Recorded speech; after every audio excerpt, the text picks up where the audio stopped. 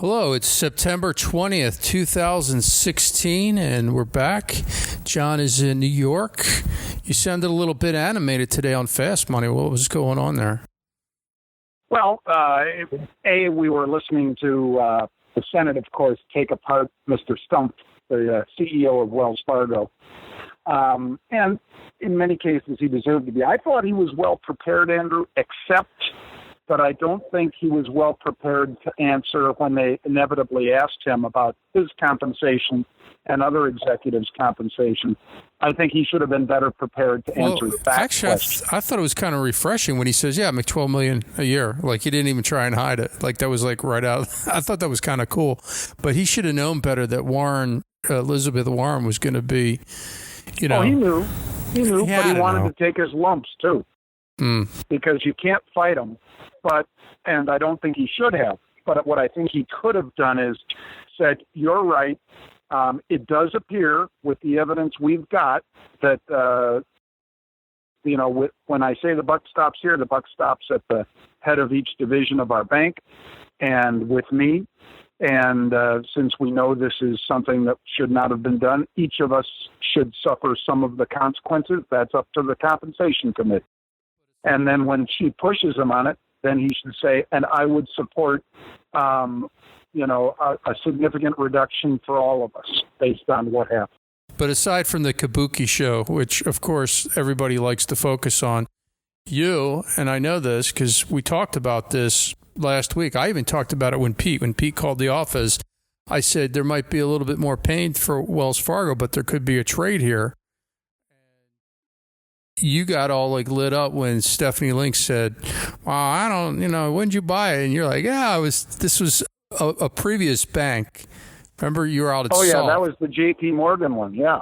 Well, long story short, folks, we're out at Salt, that strategic asset conference in Las Vegas, and we're out there in May of 2012.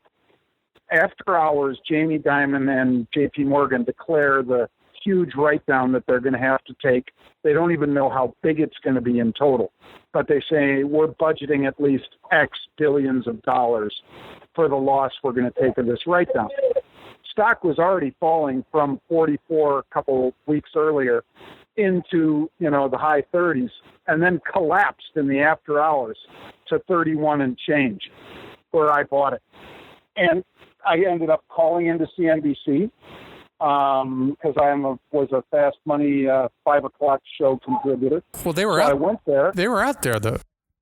Well, CNBC was they that? were. Oh, wait, no, that was Fox. That was Fox. But they weren't broadcasting the 5 o'clock show from there.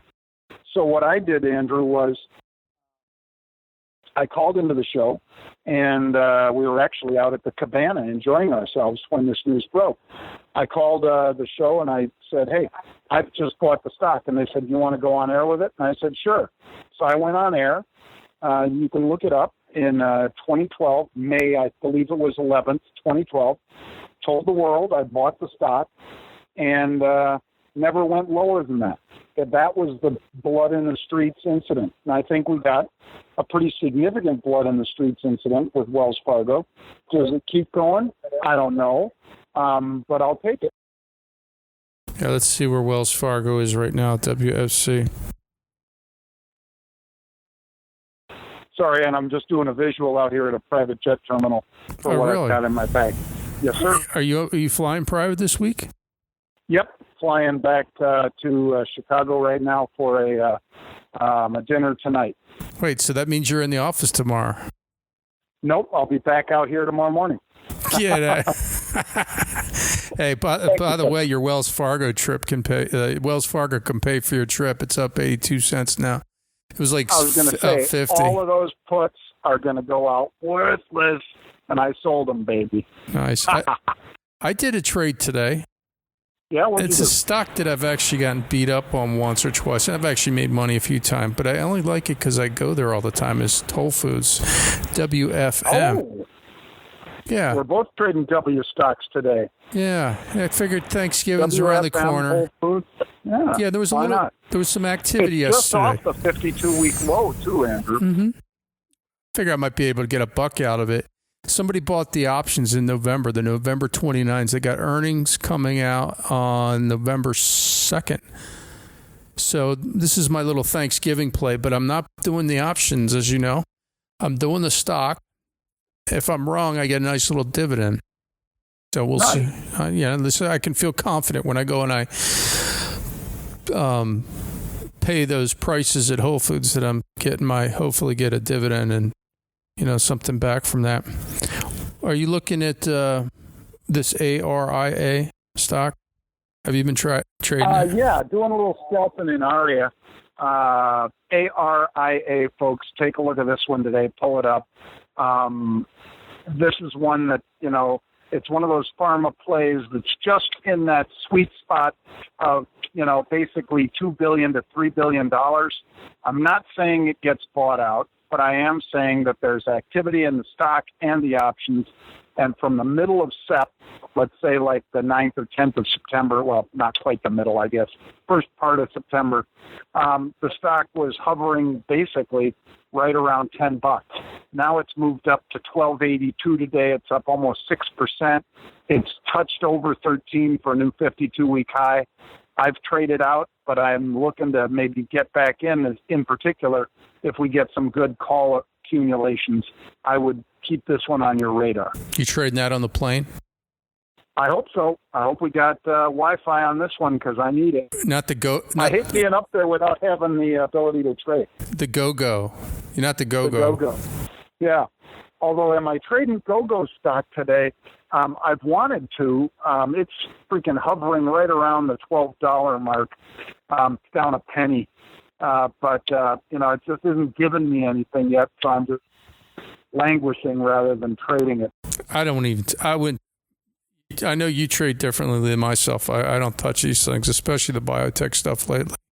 I mean, they turn into binary bets real quick, as you know, more than anybody else. They do.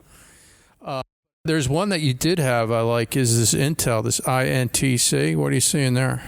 Yeah, well, Intel, they traded 63,000 of the November 41 calls.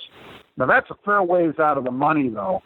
So what I did, full disclosure, was I bought the no 38 calls, sold the 40s. So I basically paid 88 cents, collected 30, which means that I'm in for the difference between those two. Let's call it, what is that, Andrew, 58 cents or something like that. I could turn it into almost 4 times that much if things go right. So I'm in there, and full disclosure, as always, I'm in that trade and hoping for big things out of Intel based on that unusual activity of the no 41 calls. Pull it up on your screen. No, I am. I like Intel because I can sleep at night owning it. I mean, they're not going to turn into a binary thing, as you know. And it pays a nice little dividend. And I just got a nice Intel chip in my Apple. The new that new monster computer I got on my desk. I went in and, by the way, I changed mine because of what Andrew told me, folks. I went in and got the same deal he got. I got the $650 back as a credit for my iPhone 6 Plus. And traded it up for the 7 Plus 256 gig. So you went for the big one, huh? Went for the big bad boy. But $650 trade-in. I mean, you're not going to get that kind of. That means you pay $300 out of pocket, really, net. And when is it going to be due? It's going to be like in October sometime. It's going to be here. I think they told me. I'm with Verizon. I think they told me, Andrew, I'll get it over the next several. I think 3 cycles. They said so. You get a third, and a third, roughly. So a couple $100 every month for a quarter. No, I mean the phone gets delivered like in a couple weeks, not even. Oh, yeah, the phone, hopefully. Yep. I don't know when it'll get delivered. They'll email me. That's fine. It's all the same stuff. Great deal, though. You guys should all check that out at Best Buy. BBY. They're only doing it at Best Buy. The folk at Apple, they're just like, well, we'll give you $400 for this thing. It's not worth it. So I did check it out. And plus, they don't have the phones. Nobody has got the 7 Plus phones anyway. Mm-hmm. But like I said, my new Apple, the big Mac I got on my desk, that's got the Intel 7 chip in it. So Nice. I'm pretty stoked. So I'm an Intel owner, an Apple owner, everything owner.